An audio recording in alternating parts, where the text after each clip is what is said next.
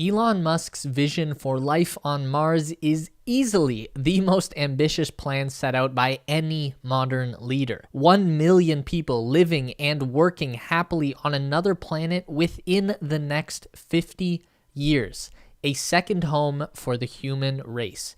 It's a crazy idea to think about, and obviously Elon Musk isn't the first person to have this idea, but he is the only person so far with the money and the resources and the determination to actually get this thing done. We are in the very early days right now, but the seeds for life on Mars have already been sown. But what exactly are we going to do when we get there?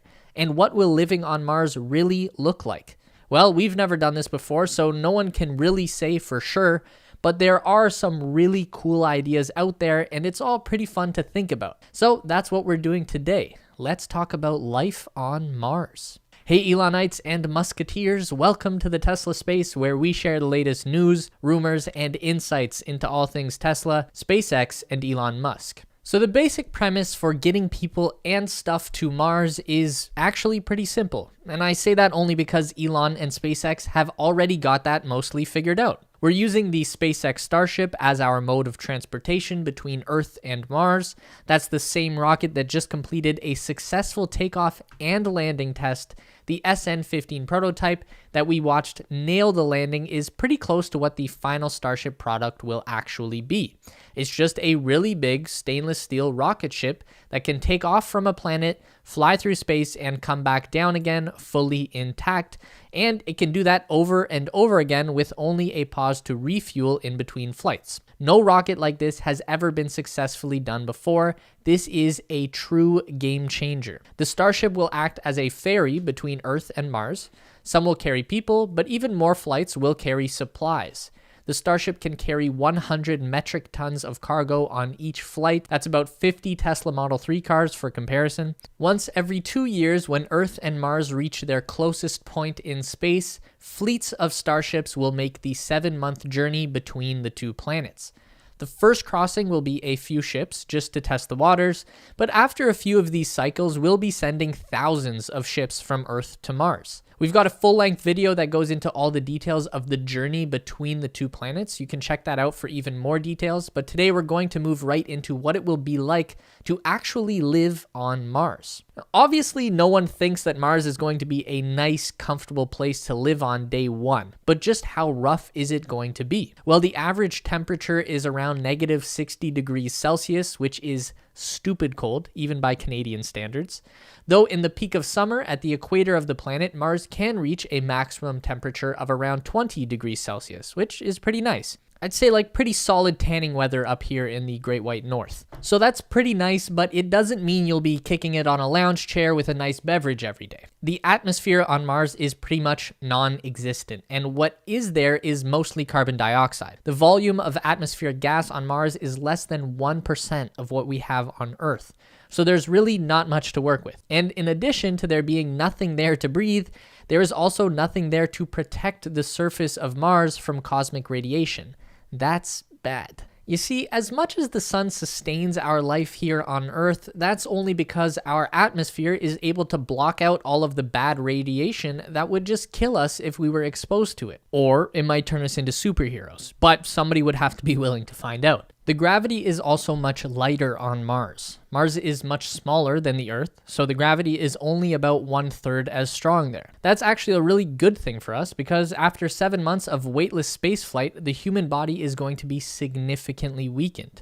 So regaining strength on Mars will be easier than on Earth. Trying to come back home after an extended stay, though, that is going to be very challenging to overcome. Then there are these epic dust storms that can cover the entire planet in some cases. Dust is going to be a huge issue on Mars. That's what got Matt Damon into trouble when he was on Mars. He got caught in a dust storm and all his stuff blew over and he got stranded.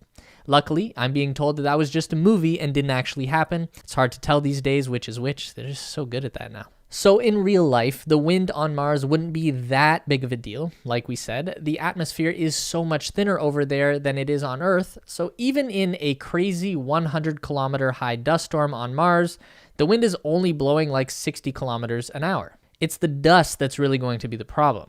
It gets everywhere. all of our equipment is going to have to be thoroughly sealed against dust getting inside and ruining everything. Solar panels are going to be a pain in the ass to keep clean. So overall, the dust storms are going to be bad, but it's not going to be like that scene in Mad Max where everyone gets wrecked. They'll be pretty tame in comparison. So Mars is definitely not going to be a safe place. And like Elon has said, people will probably die.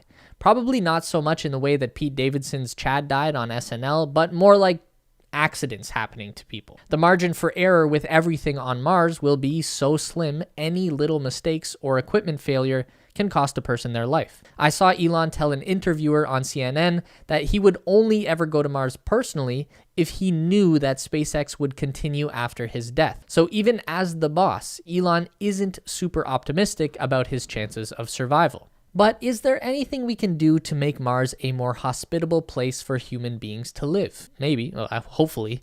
There are a couple of theories about terraforming Mars. Elon has an idea in mind that is kind of insane, so let's talk about that. Nuke Mars. Elon tweeted in August 2019 in support of his idea for terraforming the red planet, "We should just nuke it. I know that's an extreme solution, but there is some science behind it, though opinions are split. The idea is that if you detonated a bunch of nuclear bombs over top of the polar regions of Mars, that heat produced could melt the frozen water and release vast amounts of stored carbon dioxide and water vapor into the Martian atmosphere. In theory, all of this newly released gas would increase the density of the atmosphere on Mars and possibly start a greenhouse effect that would begin to warm the planet. That does make sense on a basic scale. It's not totally insane, but it's hard to be sure whether Elon is serious about this idea. He's probably just having some fun. There was a proper study released in 2018 in the Journal for Nature Astronomy that concluded that there just isn't enough carbon dioxide stored on Mars, at least not that we know about, to actually cause any significant warming of the planet if it were released. Other scientists have said that even if there was enough gas for this idea to work, the whole thing could actually backfire and cause a nuclear winter event to happen. If the explosion kicked up enough of the Martian dust, it could just cover the entire planet and block out the sun for years.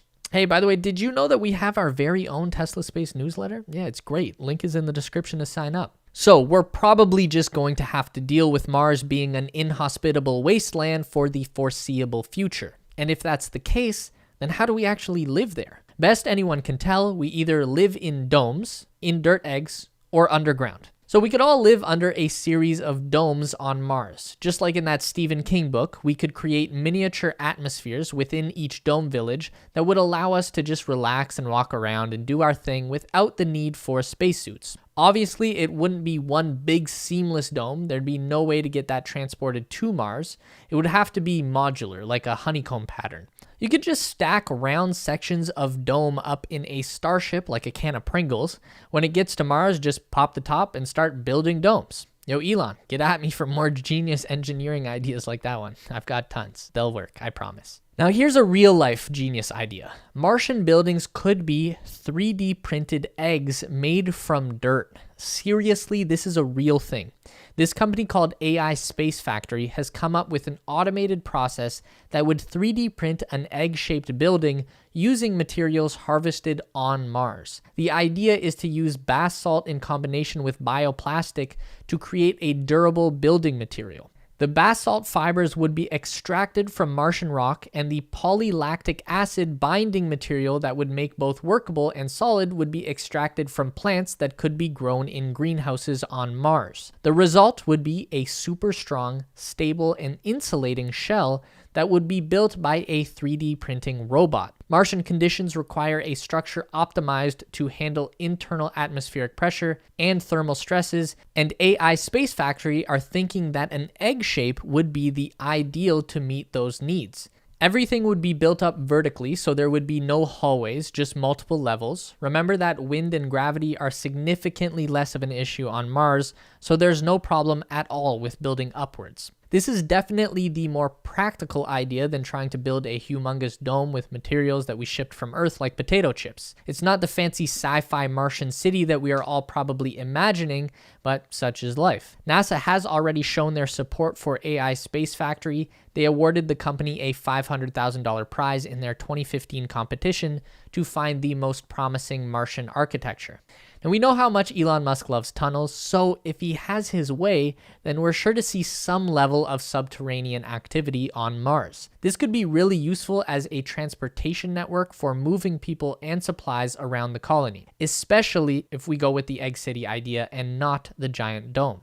Transporting people and stuff underground would keep them sheltered from dust storms, and we could have a whole network of automated robot vehicles constantly moving under the surface. As for people living underground permanently, it might sound good in theory, but realistically, the idea of living underground on another planet for years on end, that's enough to make a person go insane, and it's probably not going to be sustainable from a mental health perspective. Powering a Martian colony is going to be a very tricky situation. The best idea we have so far is solar power, but that comes in with some extra challenges. The energy available from the sun on Mars is about 40% less than what it gives us on Earth, so that's a big problem to begin with. And even in the best case scenario, we would need a staggering amount of solar panels to power any reasonably sized colony on Mars. Then we throw in the extra complication of dust. If the colony is caught in a dust storm, then that energy from the sun is reduced even more. Even on days with no storms, dust will still build up on top of the panels regularly and reduce their effectiveness. So we would need to deal with that, either an automated system that would eat up even more of that precious electricity, or by having people do it manually. Clearing dust off solar panels could become the #1 occupation on Mars. We could also extract hydrogen from the frozen waters on Mars. That's a little more tricky. We're going to need electricity to power the mining operation to begin with, so it's maybe an energy solution in the long term, but it's not doing us any good in the early days of life on Mars. So getting enough energy to power our technology will be a struggle. Or will it? So much of our tech right now is moving towards a lower power consumption model. It's possible that we can just innovate our way out of this problem within the next few years. Take the new Apple M1 chip, for example. Apple has figured out how to combine the CPU, GPU, and RAM all into one little chip, and it's crazy powerful. The M1 chip can perform just as well or better than most desktop PC systems, and it takes minimal energy to operate and requires no cooling system at all. There's no fan in the current MacBook Air. The M1 is even going into the new iPad Pro this year. So if we can cram a full-size computer from 2019 into a tablet in 2021, then I'm pretty optimistic that by 2030, we can figure something out for running a Mars colony off of minimal solar power. Now, the next big question is, who gets to go? Does this mean that you and I could be living on Mars someday? Yeah, it's definitely a possibility. The first people to land on Mars are obviously going to be scientists and engineers. They'll have a lot of very complicated work cut out for them. And Elon wants to start landing uncrewed starships on Mars by as early as 2024. And they won't just be doing that for fun. The ships are going to be loaded with supplies that people will need to get started on building a Mars base. We might even have automated systems that have already gotten started on the work for them by the time that people do arrive. I think Elon is still optimistic that crewed flights could reach Mars by 2026, but more realistically, it probably happens around 2030. But nothing wrong with being hopeful. For the rest of us average folks, there should be opportunities opening up in the 2040s for mass migration to begin from Earth to Mars. Elon wants to incentivize people to move planets by offering them good jobs on Mars. Once the really smart people get things set up, then you won't need to be a genius to be useful on Mars. There should be plenty of opportunities for farmers, tradespeople, mechanics, YouTubers. Hey, the people are going to want to see some vlogs from Mars, That's going to be a huge thing when it happens. Your boy will probably be way too damn old to be relevant at that point, but I can hope. Maybe a Mars family vlog or something. There are going to be a couple of opportunities over the next few decades where Earth and Mars will come even closer together than normal. It would cut the trip down from 7 months to 5 months, and people are eyeing these windows as opportunities for a great crossing, where huge groups of people could all migrate at one time. The big one is probably going to fall in the year 2051. By that time, SpaceX should have built thousands of Starship vehicles. Maybe they've even invented something way better by that point, who knows? And there should be a legit city on Mars ready for us to live in. So 30 years from now could be the time when tens of thousands of people all pack up and leave Earth to go live on Mars. Probably forever. I imagine you don't factor in a return ticket to that kind of trip. And at the same time, there would be people born on Mars that have never seen Earth, which is a crazy thing to think about. I don't know if they could even come to Earth. A person born on Mars would be so much weaker, the Earth's gravity might crush their feeble Martian body, which is sad as hell, but it's so crazy to think about all of this stuff. So let's end the video here because we can go off on all kinds of different topics and daydream about Mars. But let us know about your theories for life on Mars in the comments below. I'm curious to see what you all come up with. Tell me how wrong I am about any of the science that was all talked about in this video. Be sure to sign up for our newsletter for more Tesla news and speculation. We send out 1 email per week, and it's a really fun and easy read to catch up on all things Elon Musk related. There's a link down below. When you do sign up, be sure to check your various inboxes and move us over to the main inbox so your valuable Tesla space info doesn't get mixed in with the spam or promotions. If you want to continue to learn about everything regarding Tesla, SpaceX, and Elon Musk, we've got 2 more video options for you on the screen to check out. Don't forget to give this video a thumbs up today if you liked it, and subscribe to our channel for weekly content just like this.